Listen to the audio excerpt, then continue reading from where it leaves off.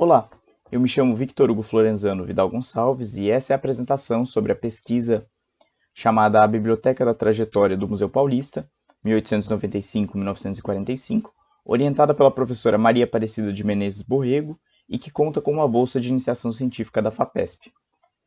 Nosso trabalho tem como objetivo estabelecer relações entre o ambiente sociocultural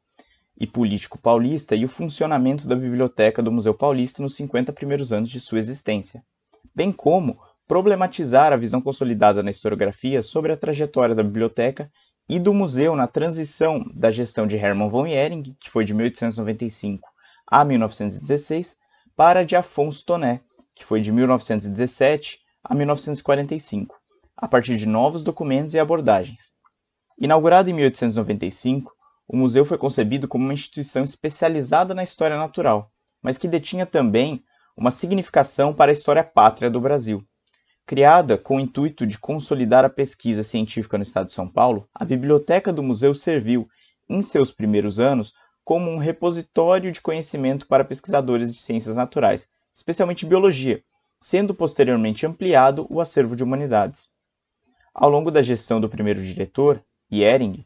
o acervo da biblioteca foi ampliado e atualizado, e sua coleção contava com obras de vários campos do conhecimento, como as ciências naturais e humanidades.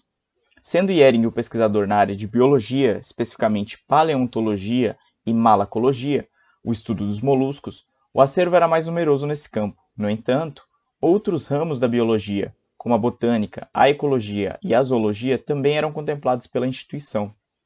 Da mesma maneira, existiam no acervo obras de humanidades, especialmente história do Brasil, e de outras ciências naturais, como geologia e química. O que tornou possível a ampliação e atualização do acervo foi a decisão de Jhering de fazer a biblioteca a peça-chave da política institucional do Museu Paulista. Assim, a gestão foi marcada pela celebração de parcerias com diversas instituições científicas, focadas ou não em história natural, dentre as quais destacam-se o Smithsonian Institution, o Museu Britânico, a Universidade de Princeton e especialmente o Museu Nacional de Buenos Aires, atualmente conhecido como Museu Argentino de Ciências Naturais Bernardino Rivadavia. Dessa forma, foram estabelecidas políticas de permuta de acervo e livros com renomadas instituições científicas em todo o mundo, o que foi fundamental não só para a ampliação das coleções bibliográficas e museológicas, mas também para a atualização do acervo em tempos de contingenciamento de recursos. Outro sim, as parcerias foram importantes para que o museu obtivesse relevância na comunidade científica internacional, pois o resultado das pesquisas realizadas pelo Museu Paulista se tornava disponível nessas instituições graças à política de permuta de publicações estabelecida. A biblioteca foi igualmente fundamental na sindicância que culminou na demissão de Hermann von Jhering, pois o diretor foi acusado de desviar livros e coleções valiosas da instituição para benefício próprio. Ainda que sua gestão tenha sido analisada por diferentes abordagens historiográficas, não existiu um estudo voltado a compreender especificamente o processo de demissão do diretor, ou mesmo a sindicância que apurou as supostas irregularidades de sua administração. Em vista disso, nossa pesquisa buscou localizar essa documentação, bem como as peças de defesa e outros documentos relacionados a esse processo administrativo. No contexto da pesquisa de que aqui se trata, é fundamental entender a biblioteca enquanto uma instituição testemunha e partícipe da trajetória do Museu Paulista, sendo a um só tempo produto e vetor de relações sociais, perspectiva condizente com a forma de análise desenvolvida por o piano Bezerra de Menezes, para a compreensão de artefatos da cultura material. Em consonância a essa perspectiva, a análise da sindicância e de outros documentos jurídicos é feita sob a abordagem proposta por Odete Medawar, sobre o direito administrativo, uma vez que esta salienta a importância de se relacionar a análise jurídica ao contexto político, social e histórico.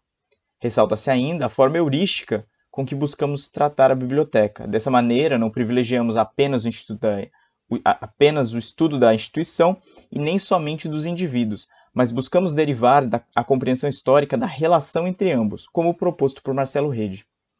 Analisaremos agora as duas principais séries documentais localizadas de forma inédita por nossa pesquisa: a sindicância da gestão de Hermann von Jhering, responsável pela demissão do diretor, e o Inventário Geral de 1940, que é o mais detalhado levantamento sobre o acervo da biblioteca e do Museu Paulista. A saída de Hering se deu mediante a abertura de uma comissão sindicante, inicialmente requerida pelo próprio diretor, para garantir que as suas coleções pessoais de livros e fósseis não fossem confundidas com o acervo do Museu Paulista, mas que logo mudou seu objetivo para investigar supostas irregularidades em sua gestão. Uma das acusações era que o diretor havia descumprido funções estatutárias, pois não havia realizado um catálogo geral da biblioteca, nem da coleção de numismática. Outra incriminação era a de que Hering teria desviado parte da coleção de moluscos da instituição, bem como parte do acervo da biblioteca, com a justificativa de que eram suas coleções pessoais, visto que ambas se encontravam supostamente misturadas aos bens do Estado. Ao longo de nossa pesquisa, estabelecemos que Hermann von Hering realmente tinha comprovado que as coleções de livros e fósseis de fato eram suas, assim como possuía autorização para mantê-las no museu desde pelo menos 1897. Constatamos também que a comissão em várias ocasiões violou a lei para produzir provas, sobretudo pela forma que tratou a residência de Hermann von Hering, como dependência do museu, logo sujeita à autoridade da comissão. O que é ilegal, visto que a casa era propriedade privada dele e não posse do Estado. A comissão não reconheceu a propriedade do diretor sobre as coleções e recomendou a demissão por desvio de acervo, bem como que ele seja processado criminalmente. Ao final, o secretário do Interior decide pela demissão de Hering, mas por não o processar.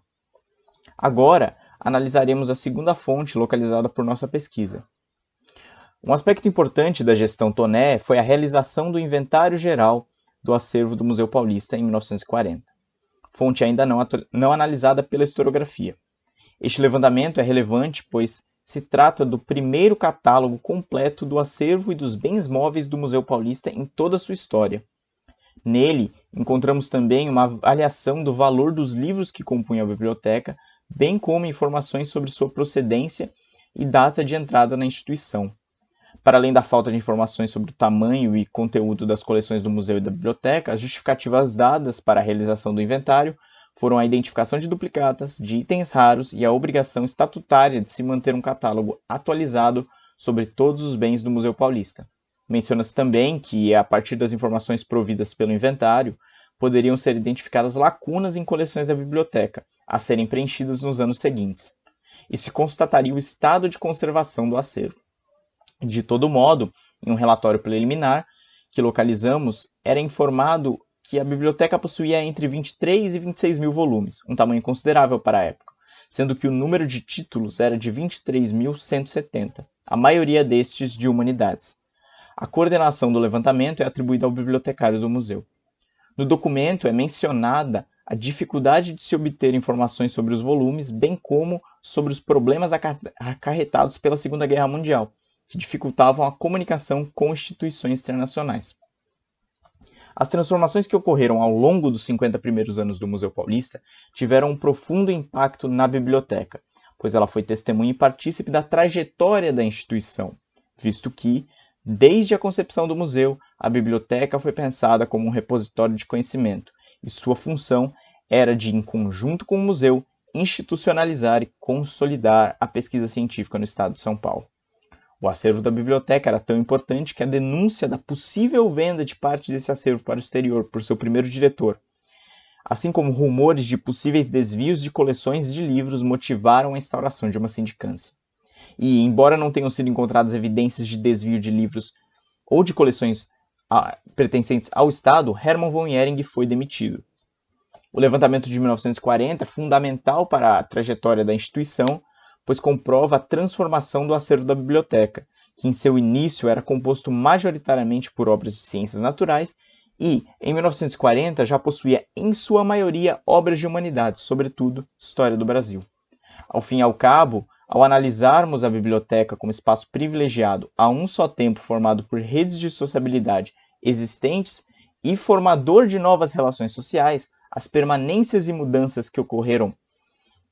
no acervo e no funcionamento da instituição, compreendemos melhor a trajetória do Museu Paulista. Obrigado.